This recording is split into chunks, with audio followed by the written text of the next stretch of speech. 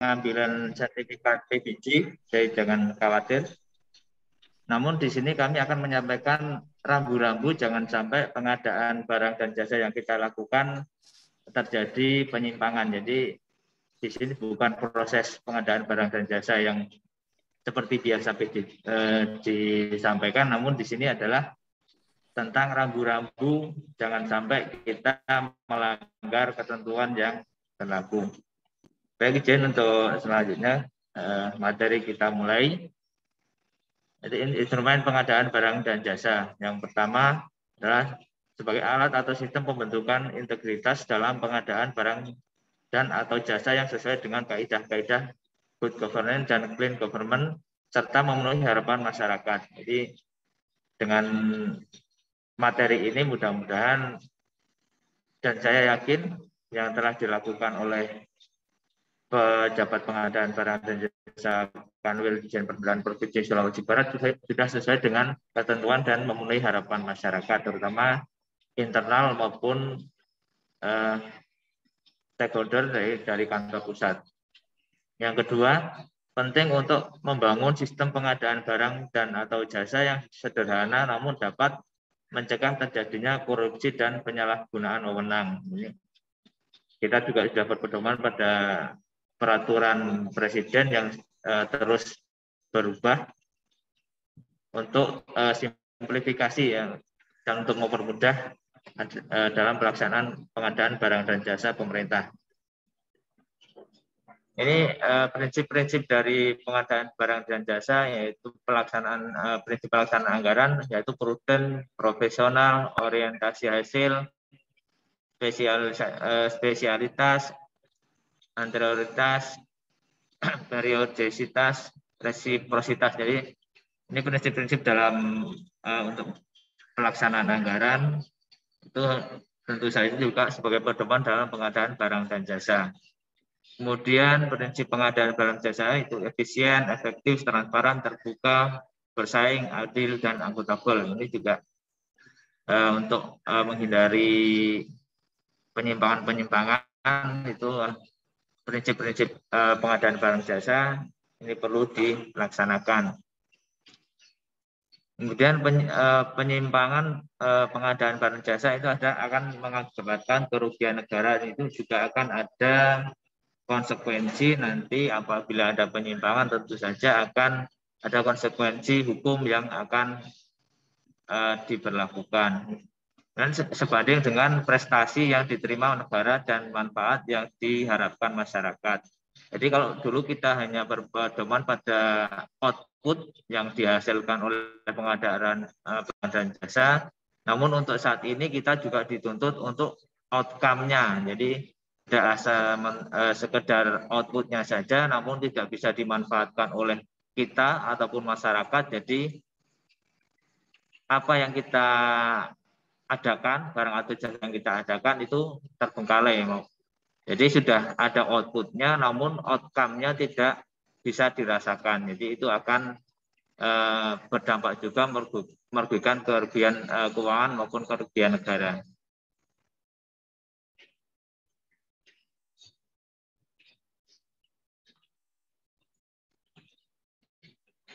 Kemudian urgensi dilaksanakan penguatan integritas dalam rangka pengadaan barang dan jasa adalah pengadaan barang dan jasa itu porsi dalam APBN itu 50-60%, jadi sangat besar sekali. Makanya diupayakan jangan sampai ada celah ataupun ruang-ruang yang memungkinkan terjadinya penyalahgunaan wewenang. Jadi karena begitu besarnya porsi dalam APBN perlu dilaksanakan penguatan integritas, jangan sampai nanti terjadi penyalahgunaan wewenang dalam rangka pengadaan barang dan jasa. Kemudian untuk tindak pidana korupsi masih tinggi, jadi di sekitar pengadaan barang dan jasa. Jadi mudah-mudahan di kita sudah tidak ada lagi ini secara umum ya, tindak pidana korupsi masih tinggi di sekitar pengadaan barang dan jasa. Yang keempat, meningkatkan kepercayaan bagi pelaku pengadaan barang dan jasa. Jadi apabila kita sudah melaksanakan kegiatan pengadaan barang dan jasa sudah sesuai dengan ketentuan, Jadi jangan takut-takut lagi. Jadi kita jangan sampai tidak percaya diri dalam melakukan kegiatan pengadaan barang dan jasa yang bisa mengakibatkan lambatnya proses penyerapan anggaran maupun proses pengadaan barang jasa, padahal suatu barang dan jasa itu sangat dibutuhkan oleh baik kita maupun masyarakat. Jadi dengan mematuhi rambu-rambu kita tidak usah ragu dalam melaksanakan kegiatan pengadaan barang dan jasa. Kemudian yang kelima, upaya meningkatkan efisiensi dan efektivitas dalam pengadaan barang dan jasa. Ini juga kemarin kita sudah laksanakan untuk review efisiensi, namun juga tidak hanya sekedar efisiensi, namun juga efektivitas dalam pengadaan barang dan jasa. Jadi waktu yang dilaksanakan juga tidak terlalu lama. Kemudian value of for money. Jadi pengadaan barang dan jasa itu kalau bisa dilakukan lebih awal, tentu saja akan lebih bagus karena value for money itu lebih lama. Uang yang nilai uang sekarang itu kemungkinan tidak sama dengan yang akan datang.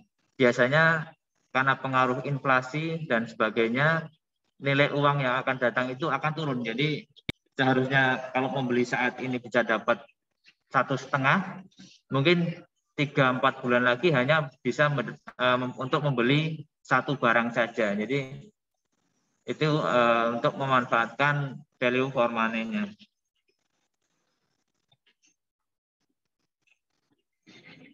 Kemudian cakupan dan implementasi pengadaan barang dan jasa ada 3 tahap yang dalam pelaksanaannya. Yang pertama tahap perencanaan. Rencana pengadaan tidak sesuai dengan kondisi dan kebutuhan. Ini yang perlu dihindari ya. Yang kedua, rencana pengadaan yang diarahkan untuk kepentingan suatu produk atau kontraktor tertentu. Jadi ada kemungkinan itu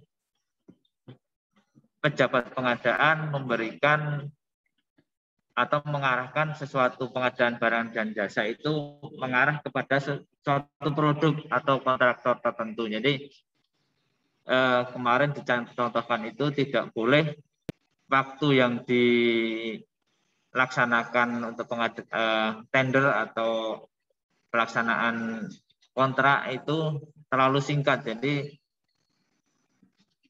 pihak ketiga sangat susah untuk melakukan persiapannya atau melakukan pengadaan barang yang akan dipesan.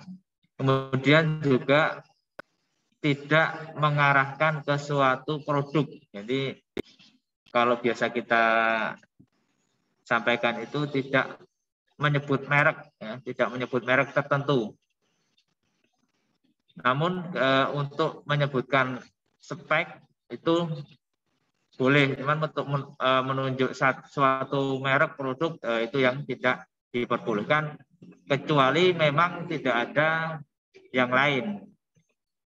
Khusus yaitu pengadaan barang dan jasa khusus boleh langsung menunjuk merek atau produk. Kemudian waktu pelaksanaan ditentukan menjadi sangat singkat, yang ini sudah saya sampaikan tadi. Tidak boleh menyampaikan waktu atau jangka waktu lelang itu terlalu singkat sehingga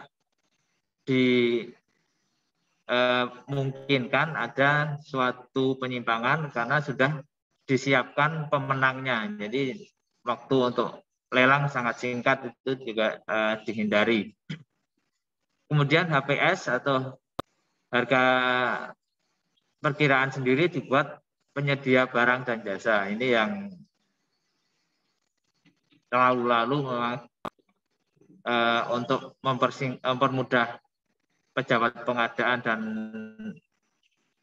staf. Jadi HPS sudah dibuatkan oleh pihak ketiga.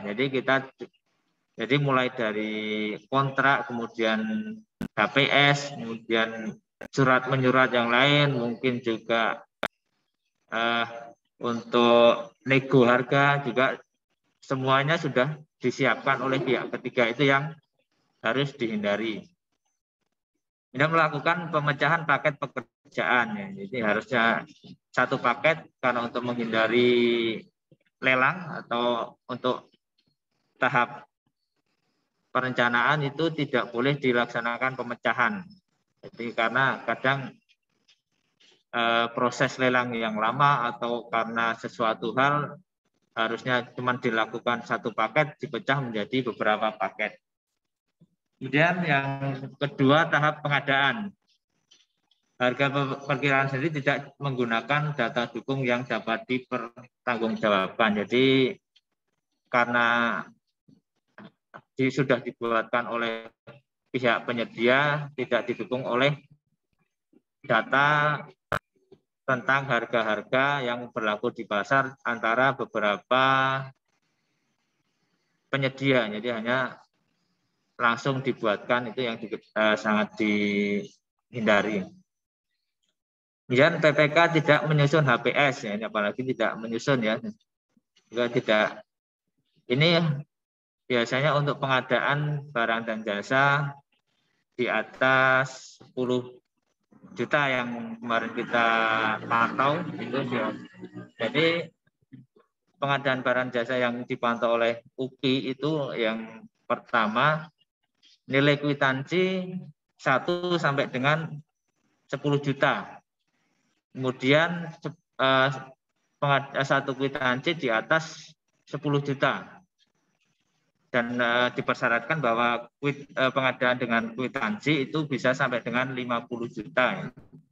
Kemudian pengadaan secara langsung atau LS. Jadi ada 3 kategori yang kita pantau setiap bulan untuk dilaksanakan pelaporannya. Jadi untuk saat ini kami dari UPI baru memantau secara khusus untuk SPM yang sudah diterbitkan oleh bagian umum. Kemudian melakukan menyusun spesifikasi teknis yang mengacu ke satu merek tertentu. Ini juga dilarang. Spesifikasi teknis mungkin sudah punya jago terlebih dahulu, kemudian speknya diarahkan ke suatu merek tertentu. Kemudian melakukan penunjukan langsung tidak sesuai ketentuan. Jadi ada ketentuan-ketentuan penunjukan langsung ini Pak Daeng Ramli sudah paham ini untuk penunjukan langsung itu ketentuan bagaimana. Kemudian terdapat penyimpangan pada proses pelelangan tidak sesuai dengan dokumen pemilihan. Ini juga dokumen-dokumen pemilihan juga perlu diperhatikan, jangan sampai ada penyimpangan. Kemudian tahap ketiga, tahap pelaksanaan. Penyedia barang dan atau jasa merupakan famili dari pengguna barang dan jasa. Jadi ini yang disampaikan Pak Toka kemarin, kemungkinan terjadi konflik kepentingan. Yang kedua, penyedia barang dan jasa atau jasa sudah mulai mengerjakan pekerjaan tapi belum dilakukan penandatangan kontrak dan atau SPMK. Ini juga dilarang dilakukan, walaupun mungkin ada ya di pihak lain, di satker lain. Jadi sebelum ada tanda tangan kontrak itu dilarang melakukan pekerjaan karena belum ada kesepakatan atau belum ada dasar hukum untuk pelaksanaan kegiatan tersebut. Dan yang ketiga, hasil pekerjaan tidak sesuai dengan spesifikasi dan dalam kontrak. Jadi jangan sampai nanti ada spesifikasi yang tidak dipenuhi dalam kontrak, itu kemungkinan ada sesuatu yang terjadi karena mungkin ada pungutan-pungutan sehingga speknya dikurangi untuk menutupi dari pihak penyedia barang atau jasa. Dan pembayaran tidak sesuai dengan prestasi pekerjaan. Ini yang dihindari adalah sesuai dengan kontrak biasanya sudah ada tahap-tahap pembayaran. Jadi berapa persen prestasi yang sudah diselesaikan akan dibayar berapa persen. Jadi itu harus juga berita acara progres penyelesaian atau prestasi juga harus disesuaikan dengan pembayarannya. Jadi kalau belum yang dipersyaratkan minimal pekerjaan sudah selesai 80%, dibayar 60% dari kontrak, maka kalau belum ada prestasi 80% tidak boleh dibayarkan sebesar 60%.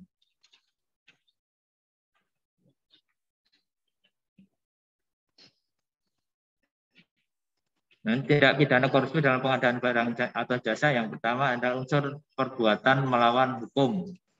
Dan unsur memperkaya diri atau orang lain atau korporasi, dan unsur merugikan keuangan negara atau perekonomian negara. Jadi ini unsur yang bisa dikategorikan tindak pidana korupsi. Ini yang perlu diperhatikan juga nomor 2 ini yang mungkin yang terjadi pada kasus teman kita, memperkaya diri atau orang lain. Jadi kita tidak dapat apa-apa, cuman kita juga bisa terdampak dari orang lain atau pihak lain yang menikmati. Jadi sangat berhati-hati, jangan sampai kita sudah baik bekerja dengan baik, namun dimanfaatkan oleh pihak lain sehingga kita tidak tahu menahu, namun terbawa-bawa dalam kasus korupsi.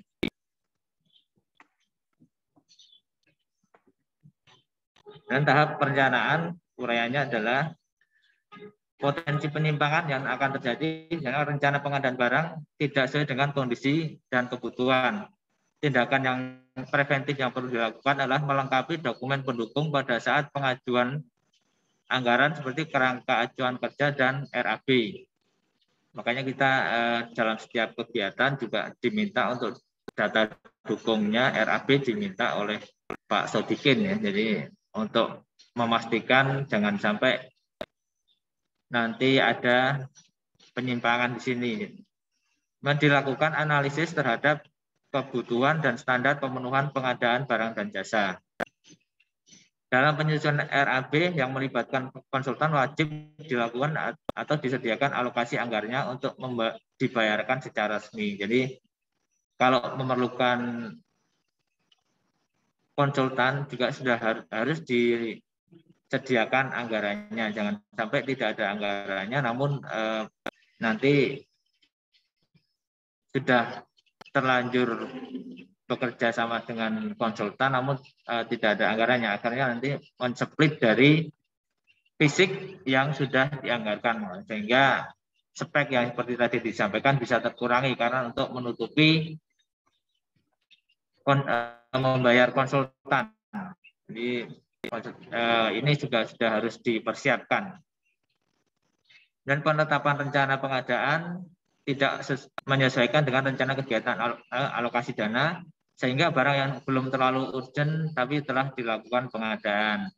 Tindakan preventifnya adalah menentukan prioritas paket pengadaan barang atau jasa secara tepat berdasarkan prioritas kegiatan, urgensi, dan resiko dan atau dampak. Jadi jangan sampai barang atau jasa yang belum urgent itu dilaksanakan pengadaan dan pengadaannya, karena banyak temuan juga dari pihak BPK atau pemeriksa itu kadang sudah ada genset, namun genset itu selama 1 tahun belum digunakan karena sebenarnya di wilayah tersebut risiko pemadaman listrik dari PLN tidak ada risiko tinggi, namun kadang dibelikan atau membeli genset sehingga genset itu tidak terpakai, sedangkan mesin genset itu harus ada pemeliharaannya. Karena kalau tidak dipelihara atau tidak dipanasin mesinnya, dia akan cepat rusak. Itu juga merupakan perencanaan yang tidak tepat dan perlu dihindari. Kemudian yang ketiga, rencana pengadaan yang diarahkan untuk kepentingan suatu produk atau kontraktor tertentu. Ini jadi konflik kepentingan. Karena ada sesuatu, jadi ada kegiatan yang mengarahkan. Dan potensi penyimpangannya selanjutnya adalah rencana pengadaan dilakukan secara swakelola, sementara menurut ketentuan seharusnya dilakukan melalui penyedia barang atau jasa. Tindakan preventifnya dapat dilakukan dengan mencegah perubahan pelaksanaan pengadaan. Pada saat proses penganggaran harus ditentukan cara pelaksanaan tersebut, apakah melalui swakelola atau kontraktual. Jadi kegiatan tidak boleh di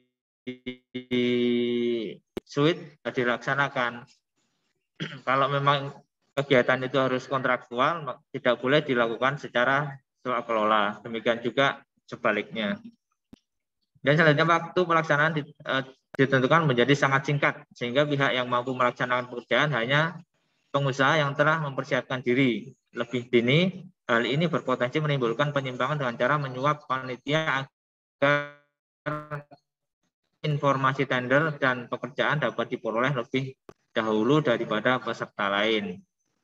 Tindakan preventifnya mewajibkan keikutsertaan tim teknis kementerian atau dinas PU dalam proses penyusunan dokumen lelang, khususnya menentukan jangka waktu pelaksanaan pekerjaan agar diperoleh waktu pelaksanaan yang wajar sesuai dengan spesifikasi teknis pengadaan barang dan jasa. Ini masih banyak sekali ya konflik-konflik kepentingan yang kadang terjadi pada proses pengadaan barang dan jasa. Oleh karena itu kami dari SKKI juga melakukan pemantauan tentang konflik kepentingan, diantaranya adalah mendata anggota keluarganya dari seluruh pegawai. Jadi dari pendataan keluarga, baik suami atau istri, itu kita laksanakan untuk menghindari terjadinya praktek penyimpangan, baik itu konflik kepentingan maupun dalam praktek atau pelaksanaan pengadaan barang dan jasa. Jadi jangan sampai nanti ditemukan dan di Sulawesi Barat kamu tidak ada. Jadi semua anggota keluarga sudah clear, tidak ada yang berbisnis maupun berhubungan dengan proses pengadaan dan barang dan jasa. Selanjutnya penggelembungan atau markup biaya, volume, bahan, dan kualitas pada rencana pengadaan. Ini dalam tahap perencanaan, jadi jangan sampai ada markup atau biaya penggelembungan biaya. Baik dilaksanakan dari harganya, volumenya, bahannya, dan kualitas. Jadi ini penggelembungan ini ada beberapa contoh poin yang bisa dilakukan penggelembungan, yaitu tentang biayanya, mungkin nilai atau harganya dinaikkan, kemudian volumenya yang seharusnya 5 menjadi 6 atau menjadi 7, kemudian bahan yang seharusnya bahan itu tidak bisa ditiadakan menjadi ada, maupun kualitasnya. Jadi tindakan preventifnya adalah memuat statement kepada Satker di dalam term of reference atau TOR-nya atau kerangka acuan kerja, bahwasanya pelaksanaan kegiatan sudah sesuai dengan ketentuan pengadaan barang dan jasa. Jadi ada semacam pernyataan dari pihak-pihak yang terkait.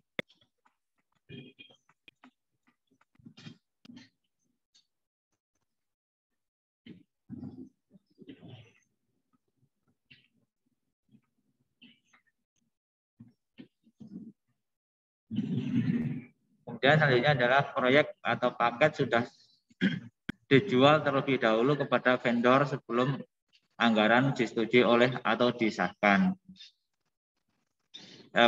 Tindakan preventifnya adalah meningkatkan kedisiplinan dalam administrasi proses pengadaan barang atau jasa. Jadi yang diperbolehkan sebelum ada ketentuan adalah lelangnya ya.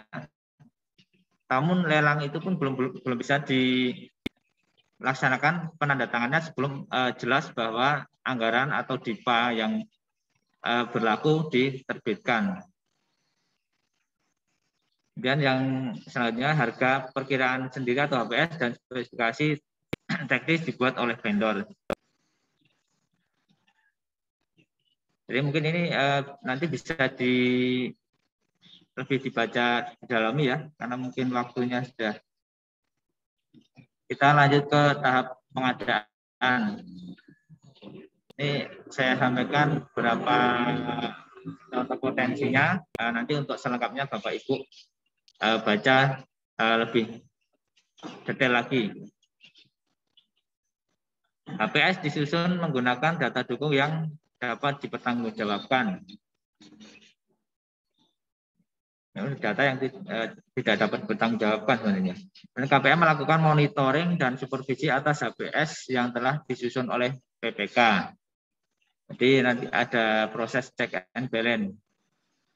PPK tidak menjalankan fungsinya sesuai sebagai penyusun HPS yang digunakan sebagai acuan dalam negosiasi harga. Yang meningkatkan pemahaman PPK dalam proses penyusunan HPS melalui pembekalan, penyegaran kembali dalam pendidikan dan pelatihan pengadaan barang dan jasa untuk disegarkan refreshing ya, refresh pengetahuan karena mungkin ada perubahan peraturan atau sudah terlalu lama tidak dicas lagi ya, perlu dilakukan penyegaran tentang materi-materi pengadaan barang dan jasa. Dan potensi penyimpangan selanjutnya menyusun spesifikasi teknis yang mengacu pada suatu merek tertentu pada pengadaan yang tidak dimungkinkan penyebutan mereknya.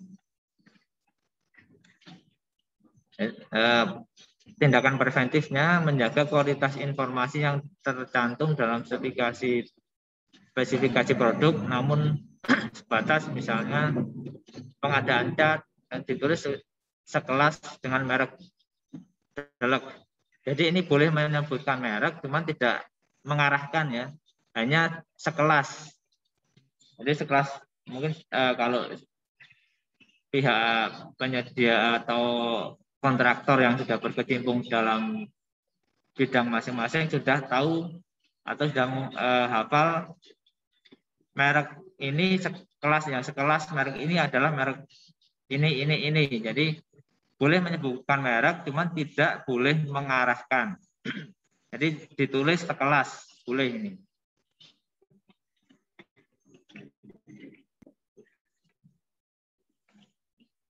Kemudian melakukan penunjukan langsung dengan alasan hanya dapat disediakan oleh satu pelaku usaha, namun sebenarnya masih ada pelaku usaha lain. Tindakan preventifnya, KPA atau PPK menentukan metode pemilihan dan melakukan review atas penyusunan metode tersebut serta melakukan riset atas penyedia pengadaan barang dan jasa. Untuk misalkan yang penyedia barang tertentu itu biasanya alkes itu hanya beberapa penyedia atau mungkin mobil ambulan itu juga tidak semua bisa, namun juga perlu dilakukan review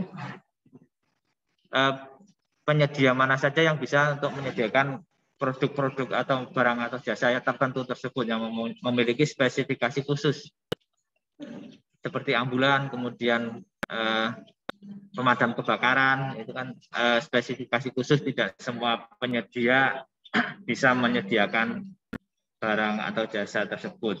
Dan dalam pelaksanaan pelelangan terdapat penyimpangan terhadap ketentuan dan prosedur yang telah ditetapkan dalam dokumen pemilihan.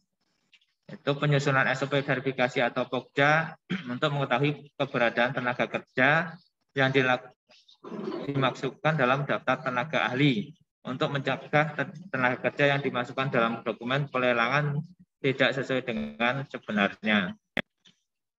Jadi kalau dalam kontrak untuk yang saat ini juga sudah dalam penentuan pengisian data kontrak disebutkan berapa jumlah tenaga kerja. Jadi ini juga untuk direview. Ini juga masih banyak, nanti mohon dibaca lebih lanjut.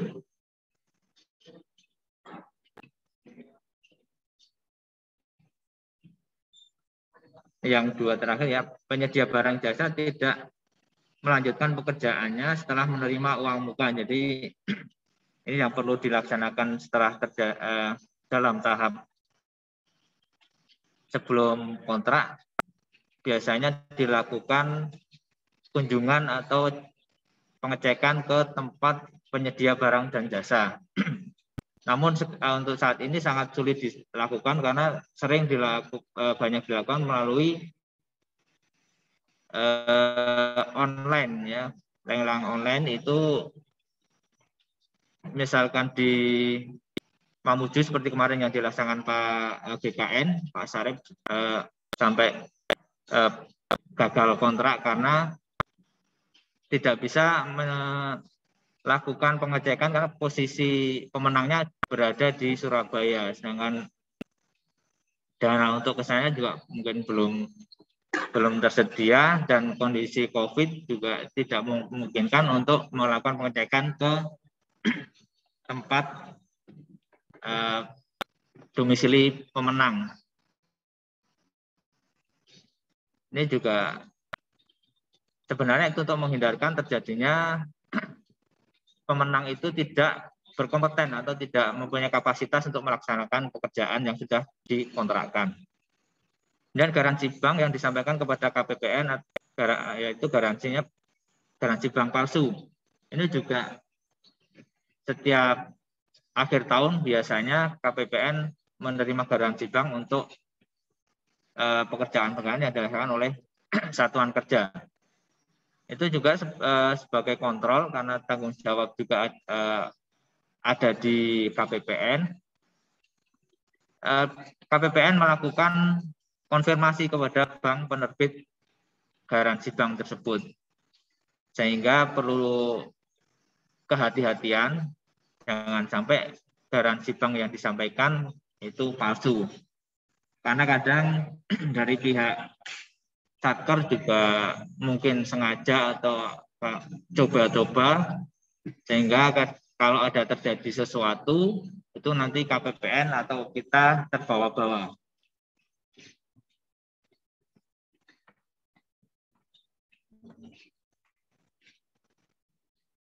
Pengadaan barang atau jasa fiktif, tindakan preventifnya tidak melakukan pengeluaran terhadap kegiatan yang tidak ada dasar hukum pertanggungjawabannya. Jadi kalau tidak ada pagunya, jangan mengadakan barang dan jasa tersebut.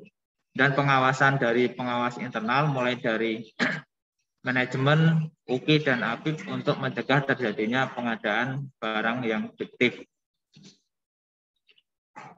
Ini terutama untuk manajemen itu perlu sekali untuk menghindarkan atau melakukan paskat. Pembelian karangan bunga dalam rangka ucapan bela sungkawa. Ini tindakan preventifnya menyamakan persepsi terhadap pengeluaran negara yang memenuhi asas keadilan dan kepatutan, karena dengan peraturan pemerintah nomor 45 tahun 2013 tentang tata cara pelaksanaan APBN, larangan-larangan yang bersifat perayaan tidak diatur lagi. Ini perlu pendalaman lagi ya, karena biasanya tidak dianggarkan pembelian karangan bunga dalam rangka ucapan bela sungkawa maupun acara dalam rangka ulang tahun kementerian atau kantor. Jadi perlu diperhatikan dan perlu kehati-hatian. Ini masih banyak kali.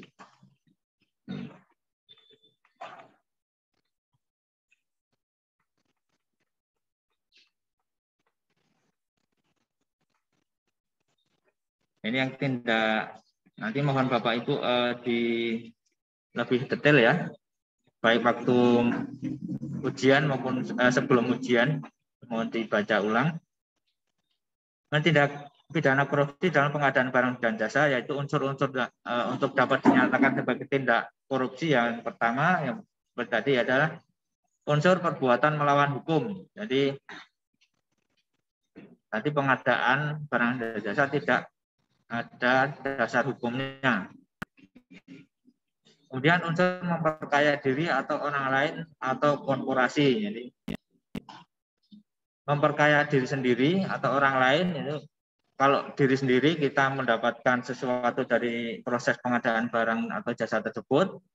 Kalau orang lain kita membantu atau tanpa sepengetahuan kita, orang lain mendapatkan keuntungan yang di luar ketentuan. Itu biasanya kita masih ada budaya ewo pekewo karena kita yang melaksanakan penyedianya dari saudara kita atau teman kita atau relasi kita, sehingga banyak sekali permisifnya, sehingga tidak sadar kita terbawa kasus, yaitu dengan memperkaya orang lain atau korporasi. Jadi sebenarnya kita tidak mendapatkan apa-apa, namun dengan kita memberikan permisif kepada pihak penyedia sehingga mereka melalaikan kewajibannya, maka kita terbawa-bawa. Kemudian yang ketiga adalah unsur merugikan keuangan negara atau perekonomian negara. Ini otomatis ada unsur kerugian negara.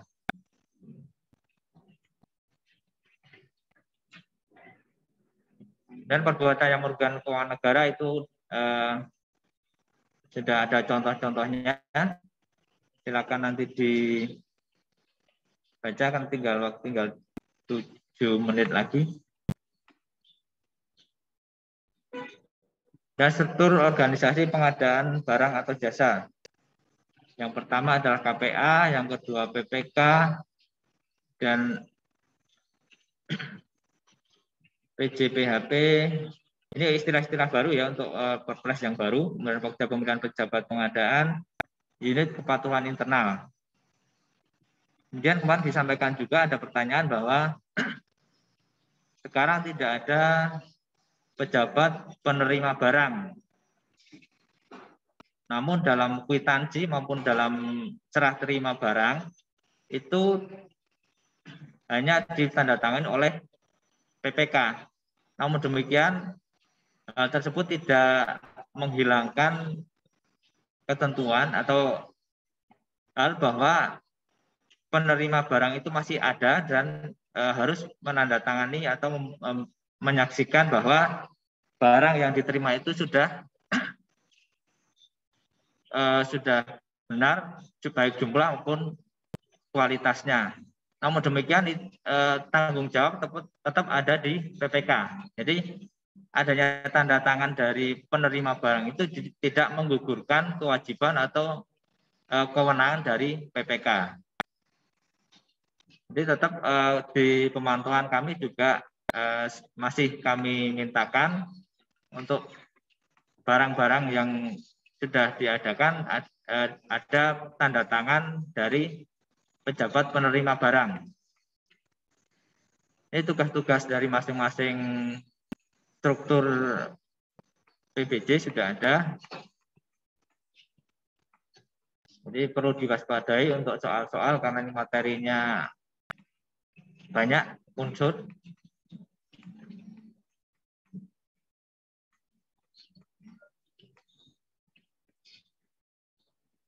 Kita lanjut ke upaya dan hasil yang diharapkan dalam rangka penguatan integritas pengadaan barang jasa, yaitu yang pertama pencegahan penyimpangan, mengadakan penyegaran terhadap secara berkala terkait materi pengadaan barang dan jasa. Ini untuk pejabat-pejabat pengadaan maupun pejabat pengelola anggaran. Ini mendorong segera diberlakukan implementasi jabatan fungsional bagi pejabat perbendaharaan. Ini tergantung dengan kantor pusat dan mudah-mudahan segera diwujudkan. Kemarin juga sudah ada dari Pak Syarif mengadakan refreshment pejabat pengadaan barang dan jasa PPSPM dan PPK. Mudah-mudahan untuk segera diwujudkan fungsionalnya. Kemudian meningkatkan tanggung jawab terhadap pelaksanaan tugas dan fungsi dalam pengadaan barang atau jasa. Penunjukan pejabat perbendaharaan yang sesuai dengan tugas dan fungsinya. Memastikan adanya lingkungan pengendalian yang kondusif. Ini lingkungan pengendalian baik dari lini pertama dan lini kedua, seperti yang disampaikan Pak Kabid SKKI, jangan sampai lewat dari lini tersebut hingga masuk ke lini ketiga. Kemudian penguatan integritas SDM. Seperti saat ini kita sudah sedang melaksanakan penguatan integritas. Jadi mungkin Bapak Ibu yang sebelumnya belum begitu familiar dengan apa yang dilaksanakan oleh UKI, mudah-mudahan dengan penguatan integritas materi-materi ini menjadi lebih mengenal UKI. Dan modernisasi dan percepatan pengadaan barang dan jasa. Sekarang sudah menggunakan e-katalog, namun juga seperti tentu saja ada kendala dan kemudahan dalam pengadaan barang jasa secara online ya. Sentralisasi pengadaan barang atau jasa di pusat, namun tetap memperhatikan kebutuhan dan standar pemenuhan BUMN. Ini biasanya untuk TI, perangkat TI dilaksanakan oleh kantor pusat. Kemudian untuk pengadaan mesin, belanja barang mesin itu diadakan oleh kantor pusat. Kemudian RKAKL definitif dipercepat penyelesaiannya agar dapat segera dilakukan proses pengadaan barang dan jasa.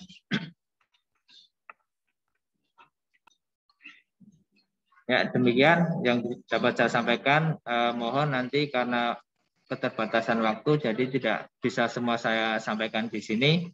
Namun demikian, mudah-mudahan Bapak Ibu dalam melaksanakan ujian dengan membaca materi kembali akan lebih mudah. Demikian saya kembalikan ke Pak Oka. Assalamualaikum warahmatullahi wabarakatuh.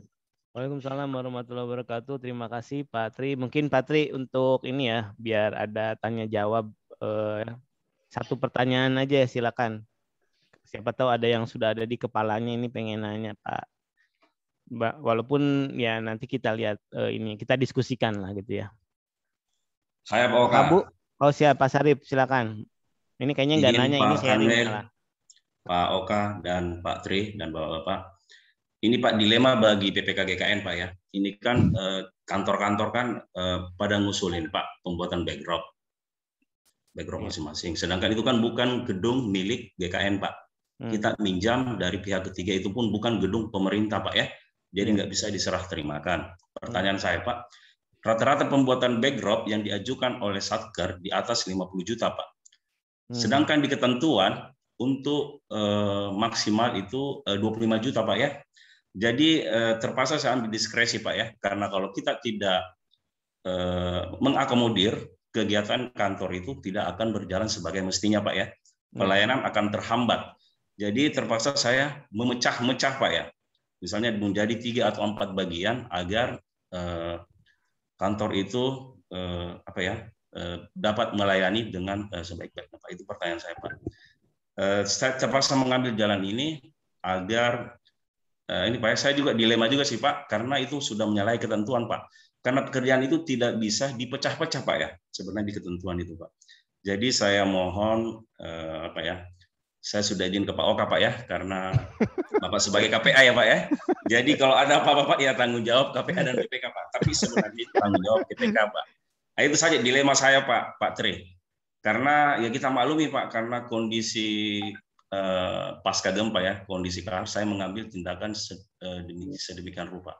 Itu saja sih pertanyaan saya Pak, yang masih mengganjal di saya Pak. Itu saja sih Pak. Assalamualaikum warahmatullahi wabarakatuh. Assalamualaikum warahmatullahi wabarakatuh. Silakan Pak Tri. Ini Pak, saya atau Pak Oka ini? Baik, ini sebenarnya kan kalau secara norma ya, secara norma sama ya. Cuman ini kan kerangka kerangka integritas di DJBB, dan kita juga Pak Sarip kan sebenarnya sudah sudah konsultasi ya dengan Biro Umum. Jadi di kita sendiri kan artinya apa yang kita lakukan. Saya juga tahu Pak Sarip tuh termasuk orang yang strict ya, malah ya. Jadi yang tidak suka dipecah-pecah dan lain sebagainya. Ini kayaknya merusak tata nilai yang ada di Pak Sarip itu sendiri gitu ya. Jadi saya tahu beratnya ini Pak Sarip ya, beratnya. Jadi terima kasih juga sih kepada Kanwil Sulbar yang relatif tidak pernah tidak pernah minta banyak ya Pak Sarip ya, dibanding yang teman-teman yang lain. Cuman kan kita juga sudah disampaikan oleh Biro Umum terkait sama itu, bahwa ya udah dilakukan saja karena memang kondisinya darurat. Yang jelas mungkin Pak Sarip terkait ini kalau di sini kerangka penguatan integritas mungkin perlu juga ada semacam kayak fakta integritas logo Pak Sarip. Jadi artinya dengan penyedia bahwa kita itu tidak mengambil keuntungan gitu atas atas yang dilakukan. Jadi nanti kita ada ininya sih, ada covernya. Pertama adalah ini keadaan darurat, kedua bahwa semua ini tetap dilakukan bukan berdasarkan keuntungan. Sebenarnya kan kayak di kita sendiri semula kan juga ada arahan dari kantor pusat dalam ini Biro Umum terkait untuk itu tuh kan masuk ke belanja modal ya Pak Sarip ya. Tapi ternyata malah diinin sama Pak Harto sendiri. Ya malah Pak Harto sendiri jadi dianggap bahwa itu bukan belanja modal karena kan menempel di nilai. Jadi ada bukan kesalahan sih ya, perbedaan persepsi ya antara ini ya. Jadi di Bulteknya sendiri sebenarnya belanja modal atas di Sarpras yang bukan milik sendiri itu nggak apa-apa gitu, nanti dihibah atau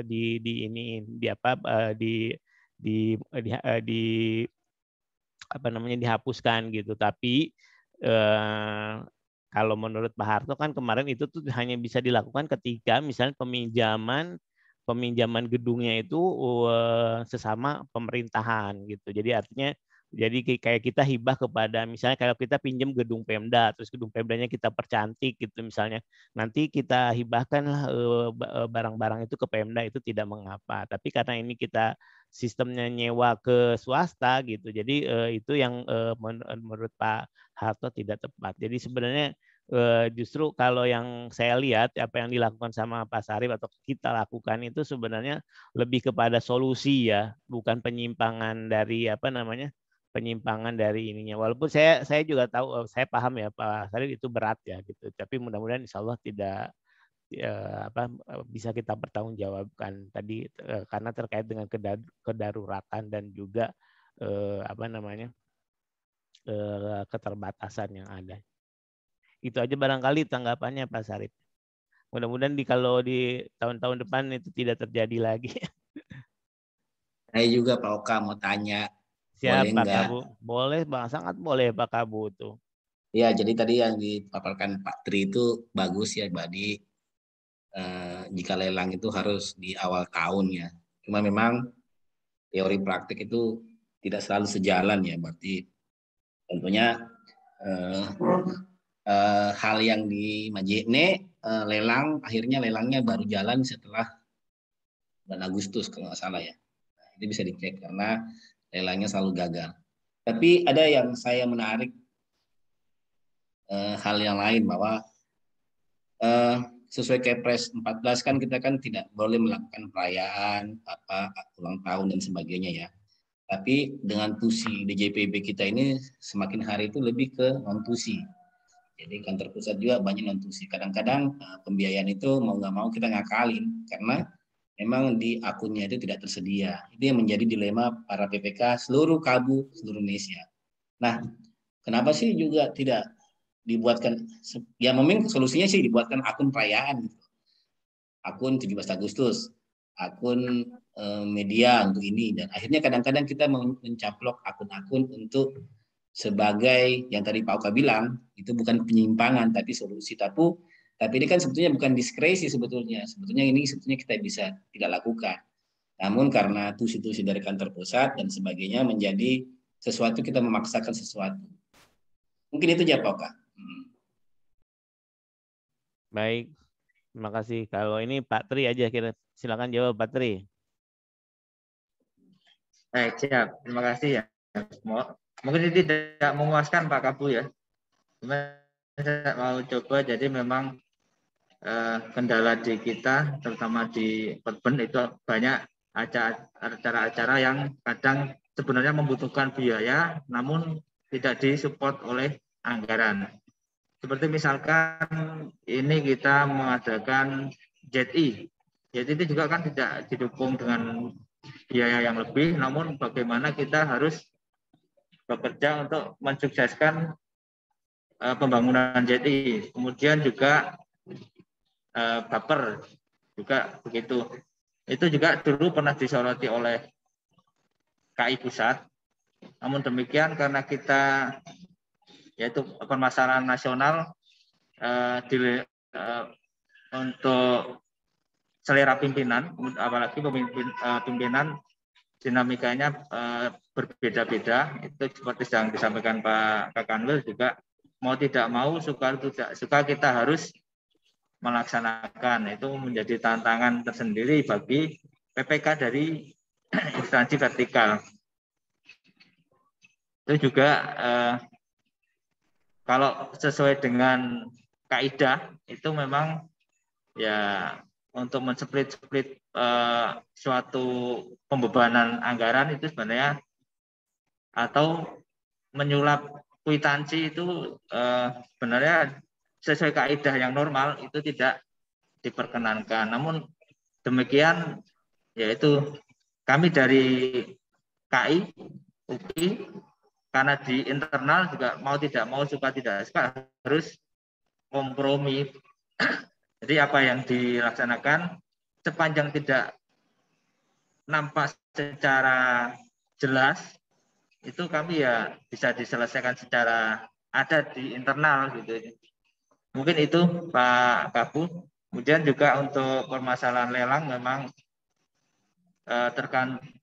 tergantung kondisi juga, karena permasalahan di lelang secara online karena kan sudah secara kita dituntut untuk lelang online, kita juga permasalahannya spek yang disampaikan itu sudah ada, namun produk yang disampaikan itu speknya lebih tinggi. Namun kita percaya dan kita lihat pengalaman, produk yang ditawarkan itu tidak awet, namun speknya memang lebih tinggi dan harganya lebih murah. Dan juga pelaksanaan juga sering terkendala dengan gagal kontrak atau gagal lelang sehingga berulang-ulang. Itu memang permasalahan yang menjadi tantangan kita ke depan. Itu mungkin Pak Kabu. Jadi tetap kami dari UKI tetap melaksanakan pemantauan sesuai dengan kaidah. Namun demikian kita tidak bisa menutup mata untuk diskresi maupun kebijakan yang diambil oleh pimpinan atau manajemen. Demikian Pak Oka. Pak Kabu. Baik, terima kasih Pak Tri. Sebenarnya tambahan juga ya Pak Fajar. Jadi dalam apa namanya, sosialisasi ini juga kita kemarin diskusinya lumayan hangat ya Pak Tri ya. Jadi artinya seperti kemarin misalnya kayak kita apa namanya, bicara tentang konflik kepentingan, undangan-undangan Rapim yang kadang-kadang disatukan, didekatkan dengan misalnya undangan orang kawinan.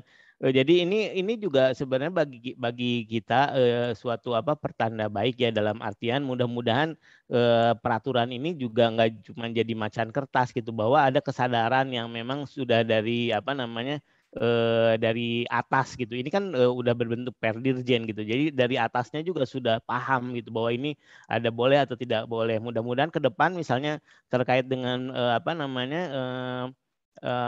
pembiayaan itu bisa lebih diakomodir, karena setahu saya juga seperti misalnya dulu kalau capacity building itu nggak ada dananya ya, tapi mesti dilakukan. Tapi sekarang kan sudah ada gitu. Jadi artinya apa yang atau misalnya kehumasan seperti itu bisa apa yang dulu tidak dianggarkan kemudian dianggarkan. Mudah-mudahan dengan kesadaran bahwa memang kalau memang itu perlu diadakan, berarti harus ada pendanaannya. Itu nanti pendanaannya atau penganggarannya akan semakin baik. Mungkin itu ya Pak Fajar. Selebihnya mungkin Pak Kanwil silakan ada closing remark-nya. Iya, makasih. Ini waktunya sudah semakin mepet ya. Ya. Terima kasih, ini hal yang menarik, dan bagi teman-teman yang di pekerjaan pengadaan menjadi suatu tantangan tersendiri. Adrenalinnya itu dipacu terus di sini ya. Jadi Pak Kabu, Pak Syarif, Pak Ramli, mudah-mudahan ini selalu semangat ya. Setidaknya apa yang disampaikan menjadi guidance kita. Tapi fakta kadang tidak sama dengan teorinya ya. Realita itu kadang selalu tidak sama. Sehingga memang ya berusaha semampunya, historinya dijaga terus, apa yang terjadi, kalau ada apa-apa ya kita siap menjelaskan semuanya. Sebagai penguat saja ya, kemarin saya sudah ketemu Pak Kajati yang baru. Salah satu poinnya ya tadi yang disampaikan Pak Tri terkait dengan tindak pidana korupsi itu ada 3 unsurnya tadi. Kalau untuk melawan hukum, kalau kita tidak sesuai ketentuan pasti melawan hukum. Tapi ada 2 unsur yang lain. Apakah kita memperkaya diri sendiri atau orang lain? Diyakini kalau yang kita lakukan itu tidak untuk memperkaya diri sendiri dan orang lain, insya Allah aman. Yang ketiga, apakah itu merugikan keuangan negara atau perekonomian? Jadi kalau misalnya kita yakini itu tidak merugikan keuangan negara atau perekonomian negara, insya Allah aman. Jadi kemarin alhamdulillah Kak Jati ya, kita koordinasi ini untuk menguatkan misi kita ini. Kalau ada apa-apa kan setidaknya kita punya wawasan yang paralel lah dengan yang dipikirkan oleh para penegak hukum. Jadi yang disampaikan oleh Pak Syarif tadi pasti yang kalau bahasa Pak Syarif diskresi, tapi sebetulnya sudah jagain. Ini kondisi pintu-pintu lain yang mau diikuti sudah nggak ada lagi. Tapi yakinkan misalnya tadi dibilang 50 juta itu benar-benar bahwa itu adalah harga patokan yang logis dan realistis setelah dikompar dengan yang lain-lain. Jadi Pak Syarif bisa meyakini bahwa memang itulah harga yang sepantasnya. Jadi tidak ada niat memperkaya diri atau orang lain atau korporasi di situ. Apalagi merugikan keuangan negara, saya yakin kok jauh dari situ. Nah, jadi catatan itu yang paling penting, dan ini kan koordinasi komunikasi, artinya tidak dilakukan secara sendiri. Jadi ruang-ruang penafsiran, persepsi dan lain-lain oleh pihak lain itu dikurangi, jadi diminimalkan. Walaupun dalam satu kondisi action harus diambil duluan kadang, baru nanti dilaporkan. Tapi yang penting komunikasinya tersampaikan. Jadi begitu Pak Oka, terima kasih. Dengan adanya teori, ya ini bisa memberikan guidance kita, wawasan lebih luas. Setidaknya kita mengupayakan dulu sesuai dengan teorinya. Dalam prakteknya, makanya ini teman-teman yang bekerja di dalam suatu organisasi Kementerian Keuangan sangat besar, adalah suatu kemujuran apabila sudah merasakan bekerja di bagian umum ya, jadi PPK, jadi KPA, di situ merasakan dinamikanya yang rumit. Menurut teman-teman kerjaan simpel kok nggak selesai-selesai, tapi disitulah tantangannya. Jadi mudah-mudahan teman-teman yang di umum semangat semua, Pak Syarif juga semangat, Pak Oka semangat menjalankan GKN. Terima kasih, ini waktunya sudah mepet Pak Oka. Assalamualaikum warahmatullahi wabarakatuh. Waalaikumsalam warahmatullahi wabarakatuh. Terima kasih Pak Kanwil. Baik, kita cukupkan saja untuk hari ini. Kurang lebihnya saya mohon maaf. Wassalamualaikum warahmatullahi wabarakatuh. Waalaikumsalam. Terima kasih. Silakan. 1, 2, 3, close the door.